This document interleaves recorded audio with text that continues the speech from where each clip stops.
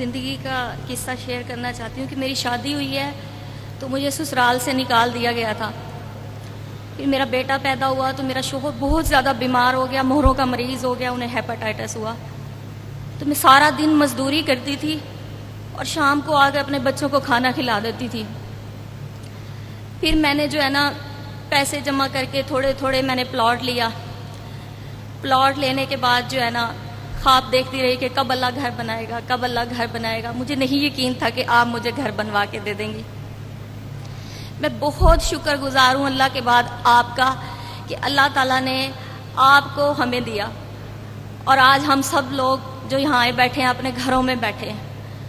मेरे शौहर बहुत बीमार हैं, अब भी बीमार हैं और मैं डोर टू डोर जाके मजदूरी करती हूँ, फिर जाके अपने बच्चों का पेट पालती हूँ। मेरा बेटा मेरे साथ आया हुआ है। 18 साल हो गए हैं मुझे किरायों पे जलील होते हुए। कोई हमें किराए पे मकान नहीं देता था। मोहल्ले वाले हमें मुंह नहीं लगाते थे कि ये किराएदार है, पता नहीं कैसे लोग हैं, किस तरह के हैं। हमें कोई इज्जत नहीं मिलती थी। आज आपकी वजह से मुल्तान में मुझे इज्जत मिली है। मेरा अपना घर है। जब मैं मजदूरी करके वापस आती हूँ, घर को देखती हूँ तो मुझे पता चलता है कि मेरी जन्नत बन गई है जो मरियम नवाज की वजह से मुझे मिली है। आज मेरा ऑपरेशन था और मैं ऑपरेशन छोड़ के आई हूँ। मैंने कहा नहीं, मैं जिंदगी में एक बार उनको सामने से देखना चाहती हूँ और मैं सलूट करती हूँ। पंजाब मोहतरमा मरियम नवाज शरीफ साहिबा के लिए भी